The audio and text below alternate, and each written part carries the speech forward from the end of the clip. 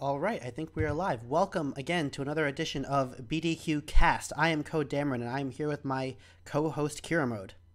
We're here. All right, so right now we're going to watch the top 8 match of the Adepticon tournament that happened this past weekend, and it is this window. We are between. We are. I know, right? It is between George and Jacob, round 4, top 8. Let's take a look at their decks. Let's start with the Jacob's deck, the White of Zosthold. I haven't seen this. We haven't seen these games yet, right? Yeah, we just been holding off on this thing just to try to do this commentary. Mm-hmm. Okay. And triple phase shift and a double lab work. That's a deck after my heart right there. No, look at all the hand smoothing. This Logos hand is going to end the wormhole.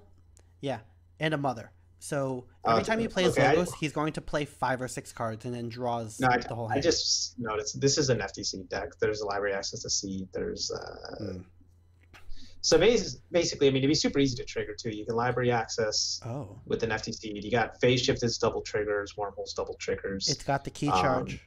It's got lab work for Amber. So this could just go off. Yeah, you just. Okay. Okay. Well, that's not really fun. Hold on. Okay. let's just pretend that's not there. Let's talk about the other merits. It has a Nexus, so other FTC decks. Spoiler alert. Library access, Neftine seed. Spoiler alert. If he happens to fight against another Neftine seed deck, he might be able to pop it with his own Nexus, which we're about to see. Okay. So what it really comes down to is George is going to have artifact control. So let's assume George has artifact control. I mean, which we don't know if he has it.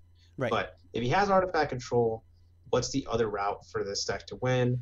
You have a lot of instant Amber generation out of Logos, have not as much as you'd like out of Shadows. And then I just don't see this deck actually winning otherwise, because you just look at you can't really build a board with any of these 3 houses. Like I didn't look at the Shadows and Untamed side initially, but I'm like, Smiling Ruth and Umbra is not a board. No, this is a very dedicated Neftine seed deck, but the Logos house is really strong, and the key control is so low. There's no key control in here. Yeah, I mean you got the Miasma, a Dexter. Yeah, it's and not a key charge. Here. No, this deck is going to win in 1 turn. It is going to... they're not even going to play it out. He's going to get his whole deck in his hand. He's going to show the key charge phase shift. They're going to shake hands. If Jacob Is there enough wins. Amber control in here? Or not Amber control, Amber generation, that he could potentially just spam a whole bunch of Amber producing cards and win? I don't think there's enough. Let's see. No, it is he either gets the seed combo or there's just not enough of that either. Are we missing something? Now, okay. Not really. Okay, now let's take a look at the way to get the combo off. Mm-hmm. So you have 2 lab works and you have a hidden stash. So you have 3 different ways to archive relevant cards. In particular, to archive Logos cards. Hidden stash is good. What else does he have? His Library of Babel. The 3 phase shifts are beef him up a little bit. The phase shifts in the wormhole make the library access more efficient. It doubles them every time you get a library access with one of them. Now, the key thing to remember is you only get 6 phase shift triggers throughout the whole thing. So basically, is that how that works? the first 3 phase shifts, you can use them as a means to just draw more cards. Mm-hmm. But the last 3 phase shifts, you have to use them for the key charges. Just so that we're both clear, the rule of 6, it doesn't mean I have 3 phase shifts, I can use 18 of them. It's I can use 6 phase shifts. Yeah, 6 cards named phase shift. Now, also, he does have a Nature's Call. So for the purposes of getting the combo off, you can, if you're fortunate, right, because he only has 3 Logos cards that are creatures, but if you can get 3 Logos creatures on the board, you can phase shift into a Nature's Call to pick those guys back up and then play them for additional triggers. So full moon phase shift stuff also, I guess. No, I see what you mean. Additional access triggers. That's cool. Because the thing about the library access deck, it's not just library access plus an FTC to win. You need to have library access plus an FTC plus a bunch of Logos cards, and you still kind of need to draw favorably, and you need some of those Logos cards to get you double draws, so then they become quadruple draws. That's how you get your whole deck in your hand. And then So there is some work. the archive helps with that. So let's look at the other deck. I want to look at the other deck and see how it feels. Is there artifact control? I mean, they're both playing the same game. It looks, well, this one has Control the Weak, which I think is a Restringantis. Ooh. Restringantis for Logos GG. All right, Lock let's see Logos here. GG. Let me see here. No key charge. Yeah, so this one also has the seed, access combo, phase shift into nothing, basically. Control the Weak. Well, you could phase shift into Control the Weak. Yeah. So I guess that's the move, right? So you probably draw your whole deck, you phase shift into Control the Weak into whatever house you're not scared of, and then just do the same combo again. Mm-hmm. So all you're doing is you're infinite draw to get infinite Control the Weaks to lock him into whatever house. It is admittedly a much weaker combo. It's still strong. It's still like a combo. Hold on, go back to the other deck. Does the other deck have there's a Nexus in the other one, right? Yeah, there's a Nexus here. Okay, so he's the favorite then, because no, I don't think they both have the seed combo in there. Okay, this other deck, the one with Restringantis, doesn't have any artifact control. If that seed hits the table, I don't care. Are you that confident? Does the other guy have a way to deal with Restringantis? So if you play Restringantis and call Logos, does the other guy have an answer? I think he does. I think he has like 2 pawn sacrifices. Obilette. He has a cooperative hunting, Obilette, Lost in the Woods. These are actually answers. There's none in Logos. There's no Twin Bolt. But hold on. But he's going to call for Logos every time. I want to argue for this deck here. All right? Okay. This has a secondary win condition. It has 8 bodies in Untamed and a Hunting Witch and a Teliga. It has 2 Dust Imps and Shafels. It has Restringantis. This is a more complete deck. And it has the Twin Bolt Emission. Huh? Is there... I wonder if there's a way... So, I'm looking at this seed combo again. There is a Skippy Time Hog in here. So there's a version of this deck that what you do is you play out all of your Logos cards. You Skippy, so you can't use any cards. You control the weak via the phase shift to get you into whatever house I'm least afraid of. Untamed. And then, yeah, exactly. Get you in the house I'm least afraid of. And then on the following turn, I'm going to infinite library access again, use the Twin Bolt to kill my own Skippy, replay the Skippy, redo Control the Weak, and just sort of lock you in there. So it's actually a little bit stronger than I initially thought. I think that this it is a weaker combo because you don't win the game off of it. And it only has 1 phase shift, I guess. But I like the other tools that this deck has to get through a game. The other one is just hoping it draws the combo with strong archive and good hand smoothing. This one I think has more tools to play a real game and probably is in the top 16, less on merit of the combo itself and more on the entire deck as a whole. Yeah, there isn't really much archive for this one. And as we keep seeing, 2 Control the Weaks and a Restringantis, the calls matter. Okay, I want to watch this game. All right, let's do it. So Gasoline on the left, that's the one with all the Control the Weak I'm rooting for that one. Yeah. It's a more well-rounded deck. I put Jacob as a favorite, not as heavy as a favorite as I initially thought, but I still think he's favored in this matchup. But I mean, ultimately, like, if one of them just gets the combo off first, it gets really gross for the other guy. Yeah. I want to watch their face cams because Cascade Games does a great thing with the face cam. So now we have like 4 faces on our screen. It's fine. But if they're... It's the beard matchup. So he's pointing at this card. I heard the audio for when I was like looking for the start of this. He's got markers for Rule of 6. So he has... I'm not sure how he uses them, but he has them in his hand. Like, he brings them to the tournament, and they are allowed, as long as he's not referencing them outside of the turn, they are tracking a game state and not actually notes. If you watch this back with the audio, that's what the judge says right here. I watched, just the opening. You're not allowed to take notes during a game? No. You're not allowed to reference notes or take notes. Come on, I would write your deck list down. People tell each other the deck list anyways. I know, but, like, you can't reference notes. Well, actually, that is one of the beauties of this game, in that, like, everyone knows everyone's deck list, so you don't just have like posses of people that have friends that have a massive advantage because they get scout reinforced. All right, so they both know the jig is up. Hold on to the card longer. They both have to know, right? They both have to know that they both have to Yeah. look at the decks and be like, crap. I really wish I would have had Poltergeist in this deck. Do you think that Nexus is going to trigger this game? Uh, I don't. You can't let that happen if you're No George, right? way. There is no way Nexus triggers this game. You have to send everything you got at Nexus. Yeah, and hey, that's why I play Speed Sigil, because it turns effects into instants. But that's besides the point. No, I think there's no way that Nexus triggers. I think it's a very important tool, but Poltergeist, yeah, would be a lot stronger. Hey man, there would be just like such poetic justice if George drops a Restoring Guntus and calls Logos, Mm-hmm. and Jacob just happens to not have any removal in hand. Like does it right before he drops the combo. Oh, well, there's no. Yeah, he doesn't have any removal in Logos. That's a silver lining. Well, what I'm saying is like if Restoring Guntus calls Logos, he can pull either Shadows or Untamed, and he has kill spells. Yeah. Um, He has a good number of kill spells. They're all small kill Yeah. spells, but I mean, that's the meta, I guess, right?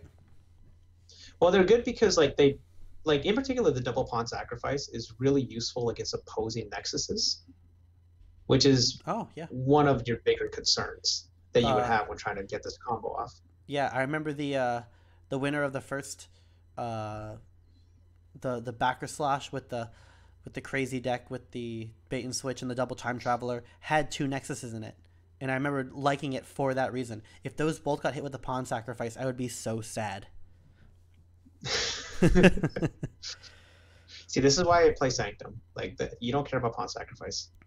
I haven't seen a Sanctum yet in these matchups, so sorry, bud. That's me. Hey, look, when I go to my vault tour, Sanctum will be heard I hope it will.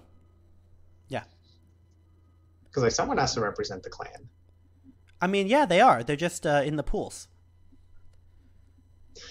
I don't know why I'm hating on Sanctum. I'm just trying to pass the time, throw some shade at you. All But, right, everybody hates on Sanctum. They can actually race too. You know, they have a lot of amber on their cards, just not as blatant. okay, but there's no Sanctum in All here. right. Okay. So I'm wondering if they're Oh. if they're worried about like some sort of rules thing or something because they are taking a minute to. They might be waiting To for get time to be started called. I don't know. I'm not listening. Okay, so if you went into this matchup, like just how worried would you be about going against the mirror? Like how nervous are you? That's a funny question. You're asking about the mirror match in Keyforge. Think about that for a second. Well, like okay, there's obviously no exact mirrors, right? But there are general deck types, right? Both these decks have the combo. Yeah. George has an alternative route to winning outside of the combo. So like if he's, but I feel like George's alternative routes meant more for if my opponent has a bunch of artifact control, I have these other ways to win. Yeah. It's not for what if I'm up against another Nefty Seed deck.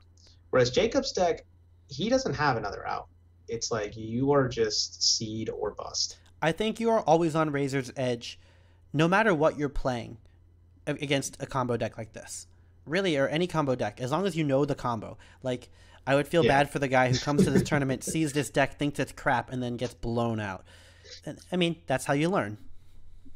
I did have that happen to me once at a local event where I looked at the deck, it looked like trash. I was zoned out and I didn't even think about it.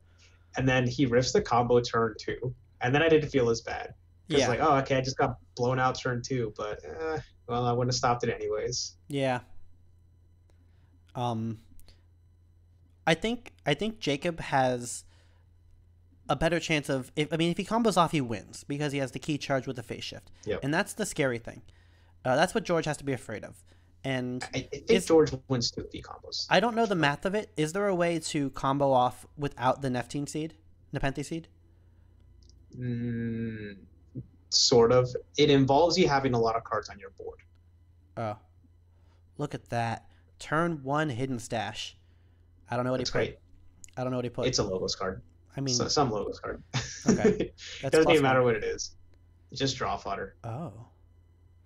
Going Logos turn 1. So George is Ooh. already... I mean, he might have just a good Logos hand. So that's a good turn for him. So he gets a couple Amber, but more importantly, he gets the archive a card. So whatever card's gonna be relevant later. and he drew 4. I mean, good turn. Yeah. Like, you can see that already George is not going strictly for the combo, right? He's not just holding out until he gets it, right? He's actually playing the game, which, hey. Well, you don't start holding your logos cards until you have the library access and the seed, Okay. but mainly the access. Oh, look, he just played 4 dots worth of Oh, cards. that is not great. I mean, I guess it cycles through your deck, but like he lost some value there. So he pissed away 2 kill spells just for Amber. It was 2 pawn sacrifices and a lights out. And I think there's a miasma that he burned there too. Yeah, I'm less afraid about the miasma. But yeah, no, you're right. I'm just saying, like, he's just not getting value out of the cards, right? So like, if those are 4 creatures, that's a way better turn. Oh, Restringantis. Oh, wait. Oh, and Hold look, on a sec. he's What's got. he taking? He did it. I love that. That's a great use for those cards. What did he call here? He called Untamed. You can see it on the chain tracker. Those are the promo chain trackers. Okay, Untamed's a really good pick there. Because Jacob does not want to play his logos cards in all likelihood. Mm-hmm. And if he does play, they don't have any removal. Yep. And then he just burned all his shadows cards. So he's gonna have to redraw into them. Oh, he got it. Wow. What a play. Oh, damn. Okay, well. So I guess we forgot to realize that there are 3 removal cards in Logos. They are called Phase Shift. It's real. It happens. Process over results, right? Like you have to make the right decisions, and sometimes the outcomes don't work out. But like if George calls like Logos there, that's a disastrous decision. You know, like he called the right house. It didn't work out for him. Clearly, I mean, Jacob drew 5 cards. 4 cards on that turn. So yeah, you can't read it perfectly, but you know the likelihood that he has a lot of shadows is low. And look, here's why I like George's deck. He just played 3 guys for a ton of Amber value. The Hunting Witch and the Telega are gonna get him Amber. I mean, does Jacob care? Maybe. He's drawing 7 another. I don't know if he 100% cares, because his win condition is so tied to his combo. I mean, this gives him less time to find the combo, is what it really is. He has a key. Like, George didn't care about his key. I don't think George cares about that either. It's a weird thing. Like, when you're playing 2 combo decks against each other, the Amber battle is very much a secondary battle. Like, you only really go for it if your opponent opens the door for you. Mm-hmm. Yeah, they probably don't care that much. The nice thing about so Jacob has a mother here, which is a really big deal, because it enables him to burn through his deck a whole lot faster. I wonder, like, what I'm betting he's pondering here is he probably has 4 or 5 cards to a house, but none of them are kill spells. And I think he's wondering if he kills that Hunting Witch. And I just leave the Hunting Witch. Like, I just wouldn't care. Okay. Gets Guardian Demon. And then Hunting Witch? That feels wrong. And Reap? No, and kills Hunting Witch. Okay, I'm fine with that. No, he kills Hunting Witch. How many other cards is he playing here? And then so many wormholes. For Big Twig. All right. That's not a play effect, buddy. Oh, no. Yeah, gets an Amber, though. Gave him a key. Here's your key, sir. Why did he kill the Guard Demon? That just feels wrong. Like, the Telega is much more dangerous because it shortens your clock. That is a good question. Maybe he thinks he's going to declare Dis. Maybe it's playing a turn in advance. Like, look, yeah, he's giving him 2 Amber now. Yeah. Jacob might already be dead here. He's played a lot of Logos cards, so even if he finds his Nefty Seed and his library access fast, it's unlikely that he'll be able to have enough Logos cards to back them up to rip the combo. Do you see me, like, doing this with my head? I'm trying to look deeper into his hand, which makes no sense when I'm looking at a screen. Yeah, like, you can just turn to the corner and see him. Yeah. VR spectating. Okay, we have an access. Played by George. Let's count. We got 1. I'll even count 2 with the babble. Okay, so George, I think he knows that the combo likelihood of Jacob right now is really low. And he's like, you know what? Let's just try to win this game normally. because Jacob drew the cards in the wrong order. Like you don't want to draw all of your logos cards before you draw your library access. Mm-hmm. Skippy. That takes those untamed guys, makes them sad. Yeah. Who's that? Dexter. Why not? Well, he ate an amber. It's a Dexter. 6. Fogify. Sure. Why not? Amber's an amber. 7. It's going to be 8. This is including the Babel draw, which matters. So what's the phase shift going to hit? I think you probably, if I were him, I'd just phase shift into whatever you have the least amount of in your hand, and just try to have like a 6-card turn the following turn. He has 5 amber into key to not a lot of amber into key. Or if you could drop some untamed guys, that'd be great. Simply because then you could reap. What's that? There's some glare on there. No, he drew it's a mushroom man up top. There's a Nephthene seed in his hand. That's great. Mushroom man's great. He drew 8 cards, counting the Library of Babel on that turn. And I mean, his board is good. I guess. I mean, he played the Fogify and the Skippy, so they're gonna live. George is in the driver's seat. Because I just don't think Jacob can rip the combo anymore. He's gonna need to get absurdly lucky at this point. Mm-hmm. Did George put him in check? No, I think it's only at 5. Okay. So which is an interesting thing. He had the phase shift and he played it from Mushroom Man. So that's a nature's call he's about to play. He can't use either of his creatures because of the Skippies. Wait. Oh, he just bounces on dudes. Okay. Oh, no. He's doing something. Lost in the Woods. It's easy enough. Nice. Oh, okay. That's good. Like, there was a plan. There was very clearly a plan. Pitch save the pack. Okay. Dead card in the deck. You don't need it. Perilous Wilds. Gets you an amber. And you can't use him anyway, so you might as well get him safe from the Lost in the Woods. Get an Fair amber. enough. I mean, not a bad turn. Oh, discard key charge. Too bad. Yeah, doesn't matter. Really matter. I think not having a seed there is rough. Yeah, that's literally what I was about to say. If he had played a seed there, he's back in the game. You know. Yeah, because if you have seed there, it now puts you in a situation where within 2 or 3 turns you could have a long shot chance at comboing off. Right. With what you have here, you're not in a position to win the amber race. And also, like, I don't think George. He's only played one. Has he even played one control of the week yet? He played a Restringantis. He played the Restringantis. So, like, the control of the week is going to be, there's a seed. What's under the seed? Ritual of Balance? Okay. I mean, no, we saw he drew it. He just had his big 8-card library access turn.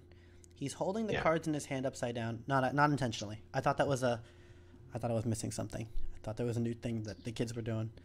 All right, so he's at 6. Do you think that Jacob stops him? He hasn't declared shadows in a while, so maybe he doesn't have much steal in shadows, though. Yeah. Did he take his archive at some point? I think he did. He did. Yeah. They both don't have an archive currently. Huh. Yeah, this is kind of just sad life for Jacob.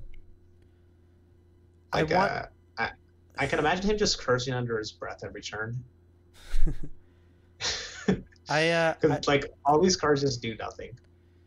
I really wish I could see a key prevention here, but we're not going to see it. Mm-hmm. Who do you even fight? Dexter to get your thing back and slow him down? I mean, sure. Yeah. Well, because that seed, you can lock him into whatever house you don't care about. Like, so you can just lock him into Untamed with the control. Oh, I know he could pull a Restringantis and just say no Untamed. Ooh. So you can't use your board for at least a turn, right? I think that's inoptimal, but I think it's a play. Like, it forces them to go shadows. Sure. Yeah, they're just counting how much amber he should have. I think he started at 4, and then he fought for Dexter's amber. He reaped, and he also played the Halakor. So he should have gotten 3 amber this turn. Did he play a full moon? Or why does he get the amber for the Halakor? Full moon. Okay. He only has 7. That's probably right. I'm not worried about it. But little things like that matter. He didn't stop George's key, and that's where I draw the line. I mean, how? Let me take a look at this deck again. He just has like no way to stop it. The miasma already got burned, and his Dexter's dead. So did he play? Did he Jacob has, actually play his library access? I don't think he did. He hasn't. So library access is probably at the bottom of the deck, which is going to happen a lot more often than people realize. Yeah. And like you have so to play Ritual of Balance. You have to play the game. Just to add salt here. That's what happens when you go to 6, and like Ritual of Balance will never stop your key by accident. Like it is always telegraphed. You go to 6 and you go, well, I guess I'm not forging anyway. You have the steel on board. How do you feel about this? Look, he's gonna win. This is what I was talking about. George's deck is better because it has a real game plan. Look at him with his gigantic, 8 Untamed guys and the Hunting Witch and the Teliga. All this matters. He's got the Murmuk too and the Ritual of Balance. That is real stuff that I look for in other decks that don't have the Library Seed combo. Why doesn't it feels like he should have more Amber? Because he popped the seed for the Hunting Witch, and then played 3 dudes.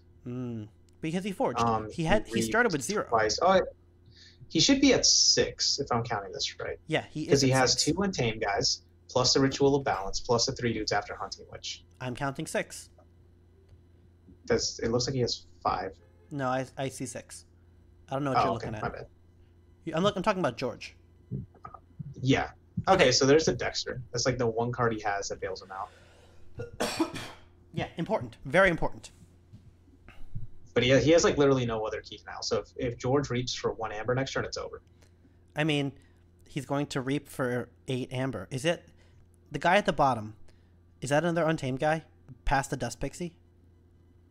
I believe his whole board's Untamed. Right. Which I think that is his entire deck is of Untamed guys.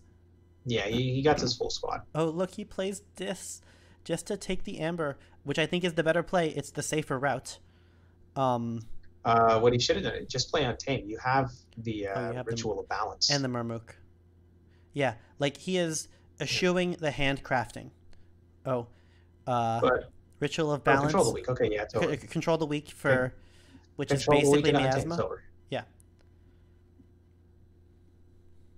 Is he going to give him a card to tell him what house he's at? Yeah, Untamed. GG. And look, this is what I was talking about. We played, this was a double Library Seed deck, neither of which went off on the combo. George did have a good Library Access turn, but he won on merit of, oh no, look, his whole deck was the combo. But like, oh no, the point is Jacob didn't have the tools to get through the game, which is why it's a less strong deck. George didn't have the combo. This is either. The game that Jacob should win, right? Like basically, the counter to your deck is artifact control, and that guy didn't have any. So I mean, at that point, no, he just got raised. Because his deck doesn't have another route.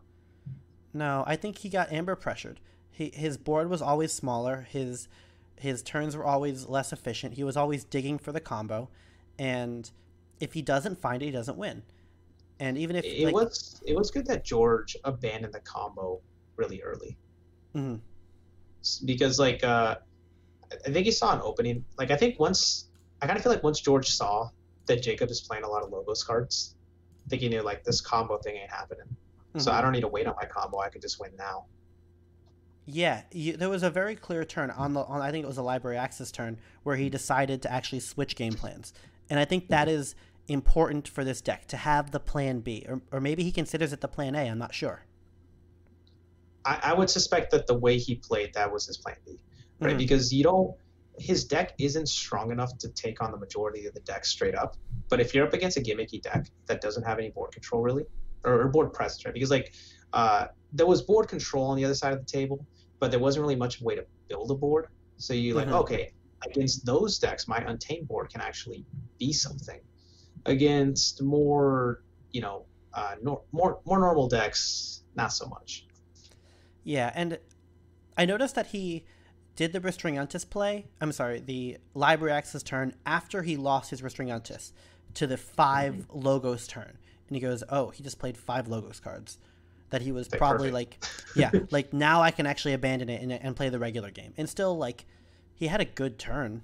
He still played a bunch of cards. Well, because if you just think about the Library Access turn, right?